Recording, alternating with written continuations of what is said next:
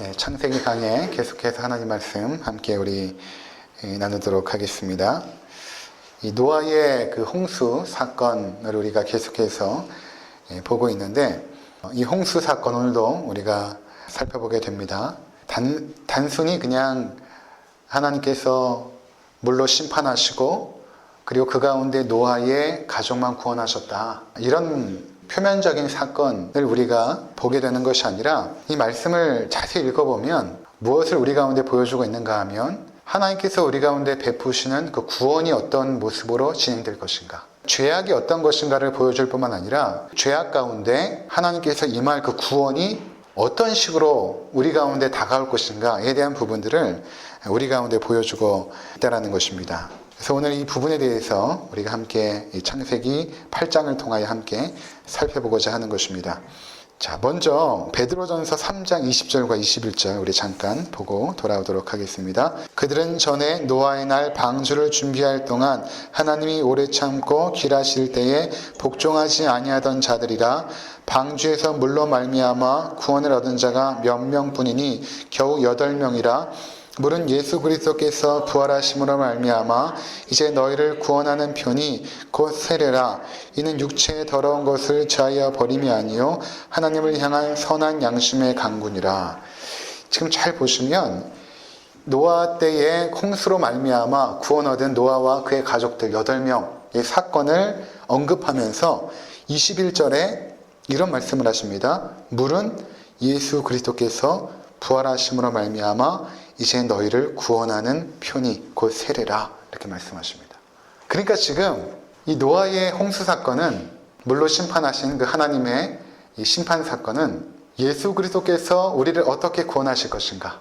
베드로전서 3장 21절에 보면 물은 예수 그리스도께서 그들을 구원했던 어떠한 표징이 된다라고 지금 말씀하고 있는 것입니다. 이 연결이 잘 안 되죠. 노아가 물에서 건짐을 받고 구원을 받고, 이 사건이 우리가 예수 그리스도로 말미암아 구원을 받은 그 사건과 연관이 되어 있다, 이런 의미죠. 그 부분을 우리가 살펴보고자 하는 것입니다. 먼저 다시 창세기 8장으로 돌아오시면 8장 1절에 하나님이 노아와 그와 함께 방주에 있는 모든 들짐승과 가축을 기억하사, 이렇게 말씀하십니다. 자, 하나님의 구원이 어떻게 일어나는가? 가장 먼저 하나님께서 기억하심으로 구원은 시작이 된다는 것입니다. 하나님의 기억하심으로 구원이 시작이 된다는 것입니다. 그러니까 지금 노아와 그의 가족은 어떤 상태에 있냐 하면, 비가 40일 동안 내리지 않았습니까? 그리고 150일 동안 이 지구상에 창궐했던 것입니다. 그리고 이 배는 계속해서 이제 떠돌게 된 것이죠. 과연 어디에 멈출지 알지 못하는 상태로, 배에 돛이 있는 것도 아니고 키가 있는 것도 아니고, 그냥 노아와 그의 가족들은 배에서 미래가 과연 어떻게 될지 알지 못한 상태에서 계속해서 물의 움직임에 따라서 움직이고 있었던 것입니다. 그런데 그들이 어떻게 과연 구원을 얻었는가를 보면 하나님께서 노아를 기억하신 것입니다. 하나님의 기억하심. 그러니까 구원은 하나님으로부터 시작됨을 의미하는 것입니다. 하나님께서 우리를 구원하시는 것이죠. 우리가 노력해서 우리가 무언가를 선한 행위를 해서 하나님께서 구원하시는 것이 아니라 하나님이 죄인을 기억하사 그들 가운데 구원을 베푸심을 말씀하고 있는 것입니다. 그렇게 해서 어떻게 하셨냐 하면, 하나님이 바람을 땅 위에 불게 하심에 물이 줄어들었고, 이렇게 말씀하십니다. 하나님의 바람을 땅 위에 불게 하시니까 물이 줄어들었고. 바람이라는 이 단어가 참 재밌습니다.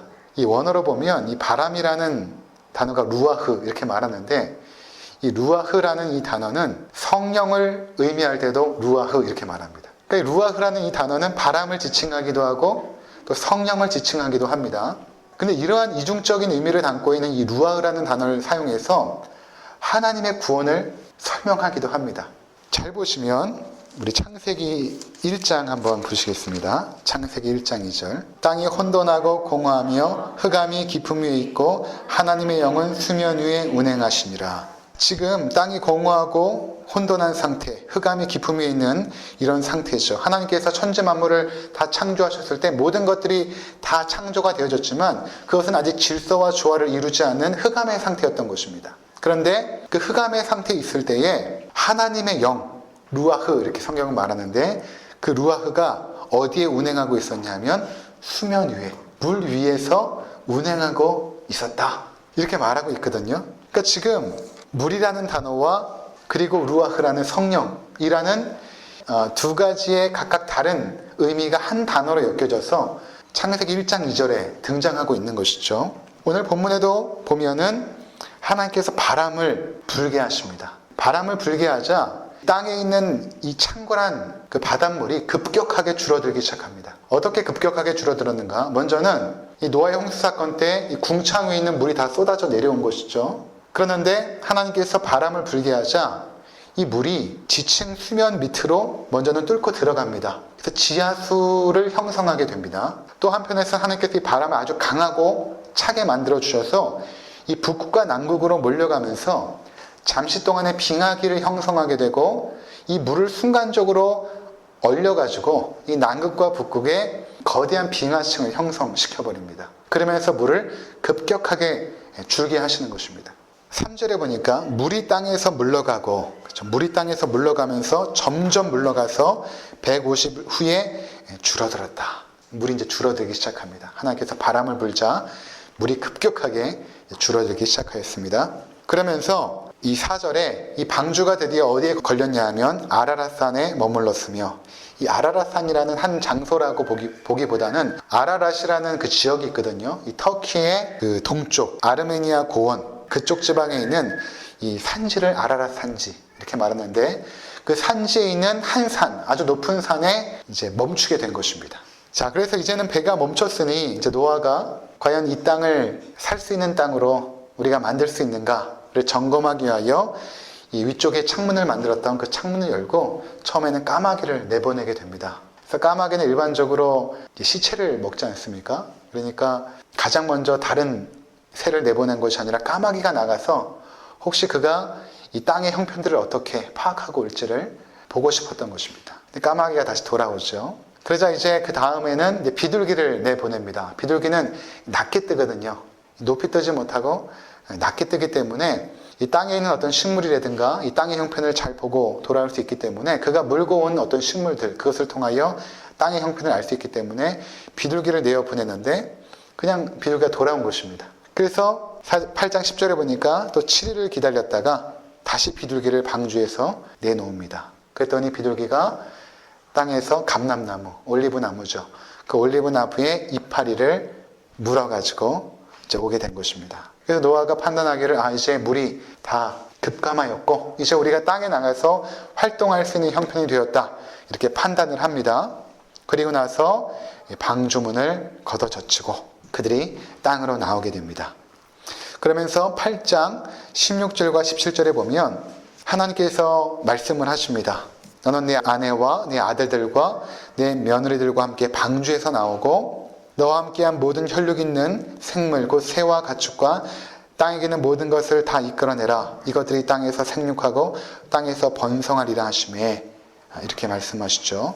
자, 지금 이 말씀은 무엇과 지금 연관되어서 말씀하고 있냐 하면 하나님께서 처음에 천지 창조를 하시고 나서 맨 마지막에 인간을 창조하죠. 아담과 하와를 창조하시고 나서 하셨던 말씀이 무엇인가 하면 너희가 생육하고 번성하여 땅에 충만하라. 이 말씀을 동일하게 다시금 하시죠.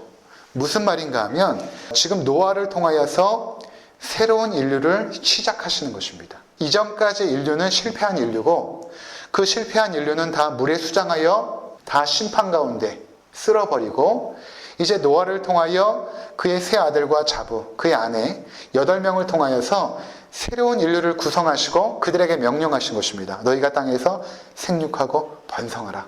내가 새로운 사명을 너희 가운데 허락하였다. 그들에게 말씀을 하시는 것입니다. 그리고 나서 그들이 방주에서 나와서 가장 먼저 했던 일이 무엇인가 하면 20절부터 보면 그들이 제단을 쌓습니다. 그리고 정결한 짐승을 잡아가지고 번제로 드리죠. 동물로 태워드려서 제사를 드립니다.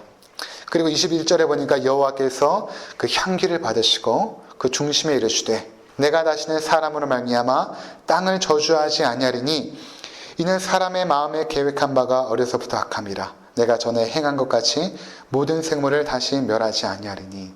이게 이제 참 이해가 안 되는 말씀입니다. 왜냐하면 여러분 몇 절을 한번 보시냐면 6장 5절과 6절을 한번 보시기 바랍니다. 여호와께서 사람의 죄악이 세상에 가득함과 그의 마음으로 생각하는 모든 계획이 항상 악할 뿐임을 보시고 땅 위에 사람 지으셨음을 한탄하사 마음에 근심하시고 이르시되 내가 창조한 사람을 내가 지면에서 쓸어버리되 사람으로부터 가축과 기는 것과 공중의 새까지 그리하니니 이는 내가 그것들을 지었음을 한탄함이라 하시니라. 자, 지금 동일한 말씀을 하고 있거든요. 그러니까 처음에 이 6장에서는 그들이 너무나 악하기 때문에 태어나면서부터 마음에 뭔가 이성적인 판단을 하고 생각을 하는 그 순간부터 그들은 너무나 악하기 때문에 내가 그들을 심판해야겠다 이렇게 말씀하셨는데, 이 홍수가 끝난 다음에는 뭐라고 하나님께서 말씀하시냐면 내가 그들을 다시는 심판하지 않겠다. 물로 심판하지 않겠다. 왜냐하면 그들이 마음에 생각하는 바가 어려서부터 악하기 때문이라 이렇게 말씀하신단 말이에요. 이게 도대체 무슨 말씀인가? 처음에는 그들이 어려서부터 악하기 때문에 심판하셨다고 했다가 노아의 홍수 이후에는 그들이 악하기 때문에 다시는 물로 심판하지 않겠다 이렇게 말씀하십니다. 어떤 의미일까요? 이것은 하나님께서 인간을 향한 하나님의 목적이 있는데 그것은 심판이 아니라 구원입니다. 심판이 아니라 구원인데 인간을 구원하기 위해서 하나님께서 사용하신 방법이 처음에는 심판을 통하여서 그들을 징계했는데 그들을 아무리 심판한다고 하여도 그들은 그 죄악에서 돌이키지 않는다라는 것입니다. 인간은 심판을 받거나 저주를 당하거나 징계를 받아서 그들이 하나님께로 돌이키는 존재들이 아니라는 것입니다. 이해가 되어지죠? 저도 우리 희수를 키우면서 이제 말 안 될 때는 징계하고 때로는 체벌도 하고 화도 내고 하잖아요. 잠깐은 괜찮은 것 같지만 그것으로 아이가 변하지는 않습니다. 그냥 자기의 죄성을 약간은 억압할 수 있을지 모르지만 아빠가 때리는 그 체벌이 무서워서 잠깐 동안에는 자기가 하고 싶은 것을 억압할지 모르지만 그것으로 그 아이가 변하는 것은 아닙니다. 그러니까 하나님께서 우리 인간에게 가지고 있는 어려서부터 그 악한 죄악들을 아무리 심판하고 아무리 징계하고 아무리 무섭게 그들에게 저주를 한다고 하여도 그 인간의 죄악된 본성은 바뀌지가 않는다는 것입니다. 그래서 내가 다시는 그들에게 물로 심판하지 않겠다. 내가 저들을 구원하고자 하는데 심판을 통해서 인간이 구원을 받을 수 있는 존재가 아니라는 것입니다. 두 번째는 어떤 의미가 있냐 하면, 자, 하나님께서 이것을 모르셔서 그러면 심판하셨을까? 이미 알고 있죠. 심판을 통해서 인간이 구원받을 수 없다는 것을 하나님은 미리 알고 있었습니다. 그럼에도 불구하고 왜 물론 심판하셨는가? 그것은 하나님께서 창세기 3장 15절에 이미 복음을 선포하십니다. 여자의 후손이 뱀의 머리를 상하게 할 것이고 뱀은 여자의 후손의 발꿈치를 상하게 할 것이다. 여자의 후손이 예수 그리스도 아닙니까? 그러니까 하나님께서는 예수 그리스도를 통하여 결국 사단의 모든 괴계와 관계를 무너뜨리고 인간을 구원할 것임을 이미 말씀하셨죠. 그래서 가인도 비록 아벨을 죽이는 죄를 범했지만 그에게 즉각적으로 심판하지 않고 그를 살려두십니다.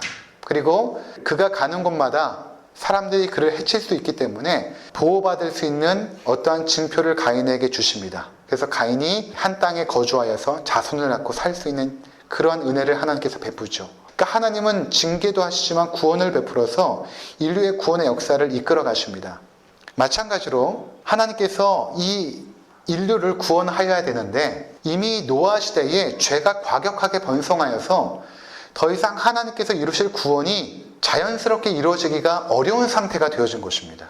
너무나 죄악이 만연했기 때문에. 그래서 하나님께서 사용하신 방법은 이 죄인들을 다 하나님의 물로 쓸어버리고 심판의 물로 쓸어버리고 새롭게 인류를 구성하여서 다시금 구원의 계획을 시작하고자 하신 것입니다. 너무 죄가 과격하여 번성했기 때문에 그 인류는 일단 쓸어버리고 노아를 통하여 새로운 인류를 구성하여서 다시금 그 구원의 역사를 시작하기를 원하셨던 것입니다. 그리고 그 구원은 우리가 이 말씀에서 아는 것처럼 인간이 어려서부터 그 죄악을 갖고 있기 때문에 징계나 심판이 아니라 하나님의 은혜로 말미암아 구원할 것을 미리 말씀하신 것입니다. 징계로는 너희가 구원을 받지 못할 것이다. 내가 너희를 아무리 심판하여도 너희는 구원받지 못할 것이고 내가 너희에게 은혜를 베풀어서 구원받게 될 것이다. 그리고 내가 너희에게 은혜를 베풀어서 구원을 받는 그 구원의 모습을 바로 노아의 이 방주를 통하여 말씀하신 것입니다. 이 노아의 방주가 테이바, 갈대 상자라고 말하지 않았습니까? 상자. 모세가 건진받았던 그 상자, 갈대 상자도 테이바 똑같죠. 그러니까 하나님의 구원은 하나님께서 준비하신 그러한 테이바, 그 상자를 통하여, 이 상자는 나중에 보면 하나님께서 솔로몬 때 지성소를 만들게 하시죠. 그 지성소가 이 정육면체 테이바입니다. 그 지성소는 나중에 요한계시록에 보면 바로 예수 그리스도가 그 지성소가 되심이라 이렇게 말씀하시거든요. 그러니까 우리의 구원은 결국에는 예수 그리스도를 통하여 이루어질 것이다. 예수 그리스도를 통하여 이루어질 것이다. 자, 그런데 아까 제가 말씀드린 것처럼 거기에 이제 바람이 등장하는 것입니다. 바람. 하나님께서 노아를 기억하시고 바람을 불게 하시죠. 이 바람이 루아흐. 요한복음 3장에 보면 예수님께서 니고데모라고 하는 사람과 대화를 하십니다. 이 바리새인 중에 니고데모라는 사람이 있으니 유대인의 지도자라. 그가 이제 나중에 성경에 보면 예루살렘 공의회 회원이었고 굉장히 그 당시에 부유했던 사람일 뿐만 아니라 종교적인 지도자였습니다. 많은 사람에게 신망과 존경을 받던 유대인의 지도자. 니고데모가 예수님께 와서 대화를 청하죠. 어떠한 주제로 대화가 진행이 되냐 하면 이러한 내용입니다. 3절에 보니까 예수께서 대답하여 이르시되 진실로 진실로 내게 이르노니 사람이 거듭나지 아니하면 하나님 나라를 볼 수 없느니라 이렇게 말씀합니다. 거듭남에 대한 주제로 말씀을 합니다. 그랬더니 니고데모가 이 거듭남에 대해서 오해를 해서 이렇게 말합니다. 사람이 늙으면 어떻게 날 수 있사옵나이까? 두 번째 모태에 들어갔다가 날 수 있사옵나이까? 그러니까 5절에 예수님께서 이렇게 대답하시죠. 진실로 진실로 내게 이르노니 사람이 물과 성령으로 나지 아니하면 하나님 나라에 들어갈 수 없느니라. 자, 거듭난다라는 것을 예수님께서 뭐라고 설명하시냐면 거듭나는 것은 육신적으로 엄마의 뱃속에 들어가다 다시 나오는 것이 아니라 거듭남이라는 것은 물과 성령으로 거듭나는 것이다. 물과 성령으로 거듭나. 자, 여기 물이라는 것, 그렇죠? 성령이라는 것 함께 등장하죠. 물과 성령. 그러면서 6절에 이렇게 말합니다. 육으로 난 것은 육이요 영으로 난 것은 영이니 내가 내게 거듭나야 하겠다는 말을 놀랍게 여기지 말라. 그러면서 바람이 임의로 불매 내가 그 소리는 들어도 어디서 와서 어디로 가는지 알지 못하니 성령으로 난 사람도 다 그려하니라 이렇게 말합니다. 바람이 등장하지 않습니다. 지금 이런 내용인 것입니다. 거듭난다라는 것은 물과 성령으로 거듭나는 것인데 결국 물과 성령으로 거듭난다라는 것은 결국에는 6절에 말하는 것처럼 영으로 거듭나는 것입니다. 물은 어떠한 상징이고 이 성령은 실체입니다. 그러니까 물과 같은 성령이라는 의미입니다. 물과 같은 성령. 성령의 물과 같은 역사를 말하는 것입니다. 자, 성령의 물과 같은 역사가 무엇일까? 이것은 물은 첫 번째로 심판을 의미합니다. 저주를 의미합니다. 노아의 그 홍수 사건은 하나님께서 물로 심판하는 사건이죠. 이것은 하나님의 저주이고 심판입니다. 이 하나님의 이 저주와 심판을 통하여 하나님의 구원이 일어납니다. 왜 구원이 일어나는가? 이 물은 그들을 심판하고 그 심판 가운데 하나님께서 기억하시는 자들, 은혜를 베푸신 자들은 거기서 구원을 얻죠. 베드로전서 3장 21절에 물은 곧 예수 그리스도라. 그 가운데서 구원받을 자들이 구원을 얻습니다. 그러니까 물은 저주인과 동시에 하나님의 구원을 상징합니다. 물을 통하여 죄악을 쓸어버리고 그 가운데 은혜 받을 자들을 구원하기 때문에 물은 심판과 동시에 구원을 의미하는 것입니다. 그래서 그러한 물과 같은 역사를 누가 하는 것인가? 성령이 하는 것입니다. 성령께서 우리의 죄를 심판하시고 그리고 그 가운데에서 은혜를 베풀어 주셔서 우리를 하나님의 자녀로 거듭나게 하신다는 것입니다. 성령께서 물과 같은 역사를 하신다는 것입니다. 물이 저주하고 그 저주 가운데서 새롭게 하시는 역사를 일으키는 것처럼 바로 성령께서 우리를 죄악 가운데 우리를 심판하시고 십자가에서 심판하셨죠. 우리의 모든 죄가 심판당하였고 그 가운데 성령의 새롭게 하시는 역사를 통하여 거듭나게 하셨다라는 것입니다.